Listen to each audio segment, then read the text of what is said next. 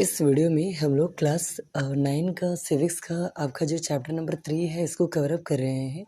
पहले चैप्टर का नाम था दैट इज़ कॉल्ड क्या था पालमपुर। सेकंड था आपका people as a resource and third chapter का नाम है पॉवर्टी एज ए चैलेंज। तो इस चैप्टर में आपको क्या क्या पढ़ना है बस हम यही बताने के लिए आपके साथ यहाँ हैं।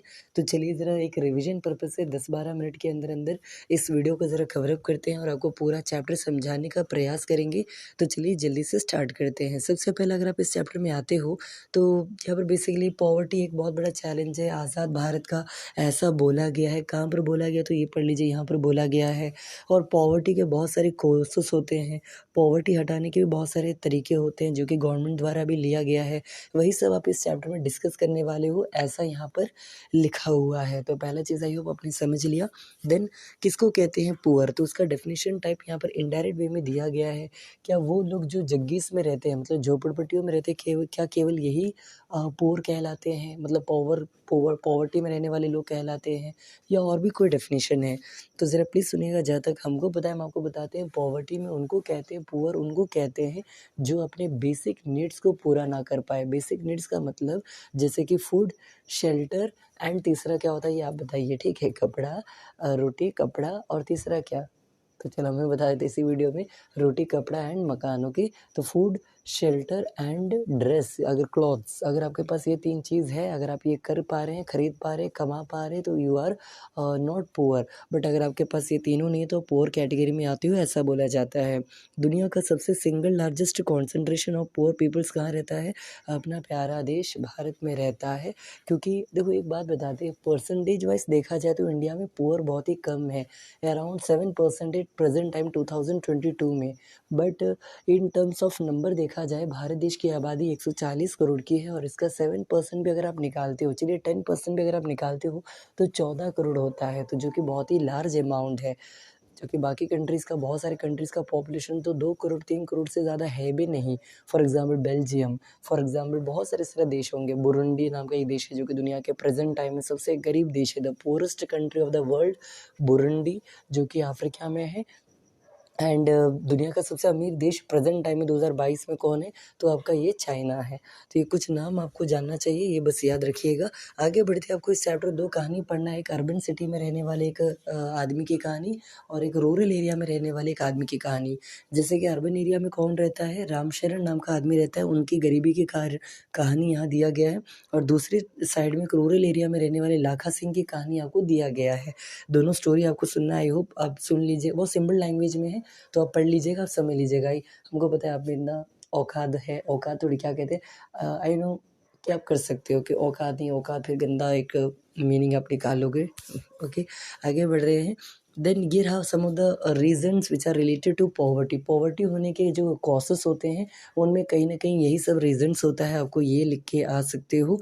देन अगर आप इस पेज में आओगे तो उतना खास आपको कुछ नहीं मिलेगा। हाँ, ये मिलेगा कि गरीबी को साइंटिस्ट के नज़रिए में कैसे देखा जाता है। कौन है गरीब अकॉर्डिंग टू साइंस? तो आंसर है जो इलिटरेट पीपल्स है, जो मेल न्यूट्रिशन है, जो lack of health care facility मिलता है, जिसको लैक ऑफ जॉब अपॉर्चुनिटी मिलता है, जिसको lack of access to safe water है, सैनिटाइजेशन फैसिलिटी मतलब साफ़ सफाई कम मिलता है, ये सब पुअर कहलाते हैं। और एक और बात, गांधी जी का एक सपना था जो कि यहाँ दिया गया है कि इनका सपना था कि जो आज़ाद भारत में एक आदमी भी भूखा ना सोए और कोई गरीब ना रहे।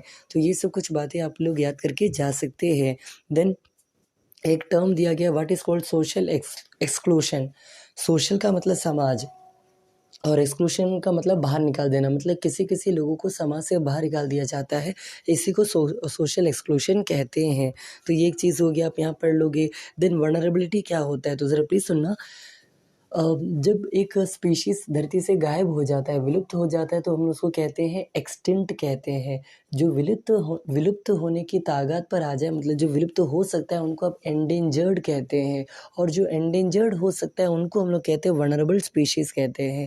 तो ये वनरेबिलिटी का डेफिनेशन यहाँ दिया गया होगा, पढ़ लीजिएगा इनडायरेक्ट वे में। Then what is poverty line, इसका ये रहा आंसर।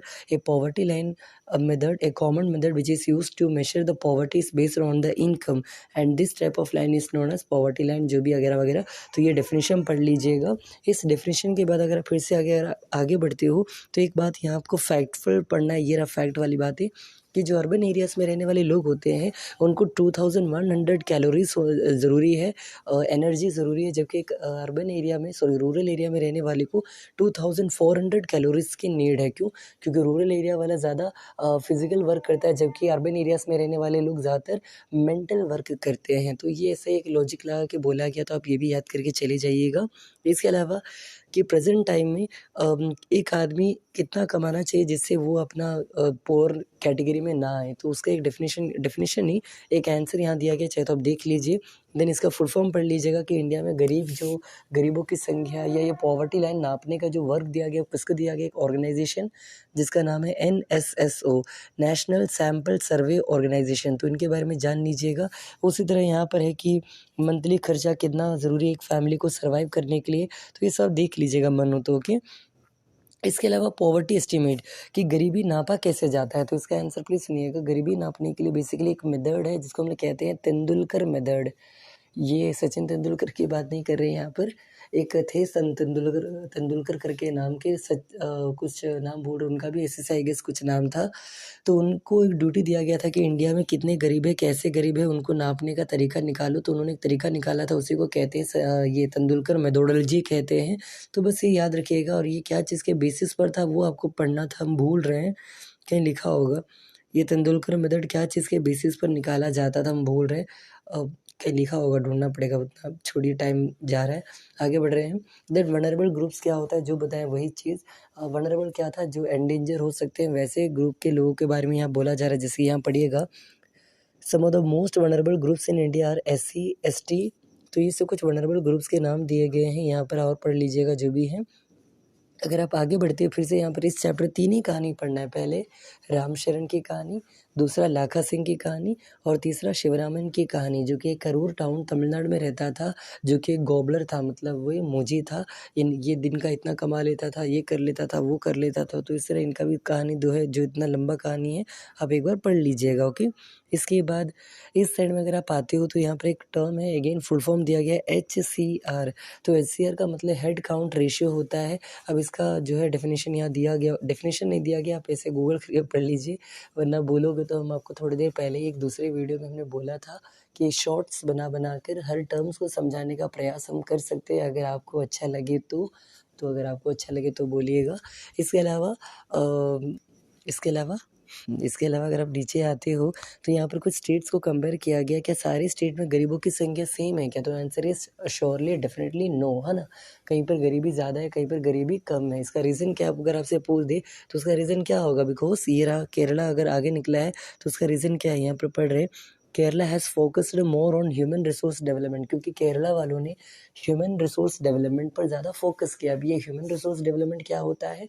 HDI, मतलब बेसिकली ये 3 चीज़ों पर फोकस करती है। इनकम के अलावा वहाँ का हेल्थ, और तीसरा लिटरेसी। अगर कोई भी कंट्री या कोई भी प्लेस अगर इन तीनों चीज़ों को स्ट्रॉन्ग बना लेती है तो वहाँ पर ओवरऑल डेवलपमेंट आ जाता है। बेस्ट एग्जाम्पल हमारे आंखों के सामने आज केरला है, जहाँ पर जो कि वो बहुत ही एस्टेब्लिश्ड है, वेल डेवलप्ड है। ओके। तो ये सब इसके आंसर्स हैं। और आगे अगर आप बढ़ोगे तो ग्लोबल पॉवर्टी सिनेरियो, क्या जिस तरह इंडिया के अंदर अलग अलग देश, अलग अलग राज्यों में गरीब सेम नहीं है, क्या दुनिया में भी सेम होगा? क्या आंसर है नो। कहीं पर गरीबी ज़्यादा होगा, कहीं पर कम होगा। स्टार्टिंग में ही मैंने आपको बोला था दुनिया का सबसे गरीब देश का नाम है बुरुंडी, जबकि 2020-21 तक कौन सा देश था? सोमालिया भी अफ्रीका में, सोमालिया को हराते हुए बुरुंडी आज प्रेजेंट टाइम में दुनिया का सबसे गरीब देश बन चुका है 2022 में। तो ये सब कुछ बातें जो आप देख लीजिएगा, यहाँ पर ये दिया गया है तो पढ़ लीजिएगा। देन यहाँ पर एक और वर्ड है, that is called UN। United nation एक ऐसा ऑर्गेनाइजेशन है जो उसके अंदर में भी बहुत सारे छोटे छोटे क्या बहुत सारे डिफरेंट ऑर्गेनाइजेशंस आते हैं, जैसे कि, और इनके अलग अलग गोल्स भी होते हैं। तो इनका यहाँ पर गोल बताया गया है कि 2030 तक पूरी दुनिया भर में क्या कर दिया जाए, गरीबी को मिटा दिया जाए। लेकिन डेफिनेट सी बात है कि ये जो है अभी के लिए तो इम्पॉसिबल है, ये इम्पॉसिबल है। ओके। देन अभी के लिए, देन इसके बाद ये रहा फिर से वही टॉपिक, कॉजेज़ ऑफ पॉवर्टी क्या क्या है, गरीबी होने के रीजंस क्या क्या है, जो कि आप स्टार्टिंग में ही पढ़े थे पेज नंबर 2 में। उसके अलावा आप इधर आओगे तो गरीबी हटाने के लिए क्या क्या कर सकते हैं, और ख़ास करके सरकार क्या क्या कर रही है, आपको वो पढ़ के जाना है। जैसे कि आप यहाँ अगर आओगे तो अगर एग्जाम पूछ दे what are the different schemes और policies that was schemes or policies that was introduced by the government of India to reduce or to end or eliminate or eradicate poverty. तो गरीबी हटाने के लिए भारत सरकार ने क्या क्या किया है? तो पहला स्कीम का नाम है that is called MNREGA scheme, Mahatma Gandhi national rural employment act 2005। इसके तहत बोला गया है कि इस गवर्नमेंट जो है एक आदमी को क्या कहते हैं 100 डे का सैलरी मतलब जॉब प्रोवाइड करेगी 1 साल के अंदर, और अगर जॉब प्रोवाइड नहीं कर पाएगी तो बदले में आपको वो सैलरी प्रोवाइड करेगी, वेजेस प्रोवाइड करेगी। तो ये पहला चीज़ हो गया। दूसरा स्कीम का नाम देख लीजिए, ये रहा रूरल एम्प्लॉयमेंट जनरेशन प्रोग्राम। तीसरा स्वर्ण जयंती ग्राम स्वरोजगार योजना, मंत्री ग्रामोदय योजना, और भी होंगे अंत्योदय ग्राम अन्ना योजना। ये इंटरेस्टिंग है, ये ज़रा सुनिएगा। इंडिया में कुछ लोग ऐसे भी हैं, बेसिकली 2 होते हैं, आप लोग पढ़े होंगे APL and BPL, above poverty line, below poverty line. लेकिन कुछ लोग ऐसे हैं जो एपीएल और बीपीएल से भी गरीब होते हैं, मतलब इतना गरीब कि वो 2 रुपए का चावल भी ना खरीद पाएँ। ऐसे लोगों की कैटेगरी को कहा जाता है अंत्योदय अन्ना योजना कार्ड उनको मिलता है, और इसके तहत उनको फ्री में अनाज मिलता है, खाना मिलता है। और सबसे एंडिंग टॉपिक का नाम है आई गेस ये चैलेंजेस अहेड। आगे हम लोग को क्या-क्या चुनौतियों को गुज़रना पड़ेगा, क्या-क्या चुनौतियों से लड़ना पड़ेगा इस गरीबी के कारण, तो वो यहाँ पर आपको दिया गया है। और इसके बाद आपका चैप्टर जो है यहाँ पर एंड अप हो जाता है। तो इस तरह 11 मिनट में हम कुछ ऐसे बक किए हैं। अगर आपको अच्छा लगा हो तो ठीक, वरना बताइएगा, इम्प्रूव करेंगे और क्या। आपको जब तक अच्छा ना लगे तब तक इम्प्रूव करते रहेंगे, ओके। तो बस इतना ही। थैंक यू, इस वीडियो के लिए इतना ही। बस बने रहिए, देखते रहिए, क्लास 9 का प्लेलिस्ट देखते रहिए, और एक मोटिवेशनल वीडियो है वो भी, मतलब प्लेलिस्ट है वो भी देखिए, फ्यूचर गाइडेंस का प्लेलिस्ट है वो भी देखिए। केवल क्लास 9 में सीमित मत हो जाइए, अपने चैनल पर 20 से भी ज़्यादा प्लेलिस्ट है, आपको काम आएगा, ज़रा देखते रहिएगा, ओके। तो चलिए इस तरह 12 मिनट्स यहाँ पर कंप्लीट होते हैं, वीडियो को एंड अप करते हैं। Thank you.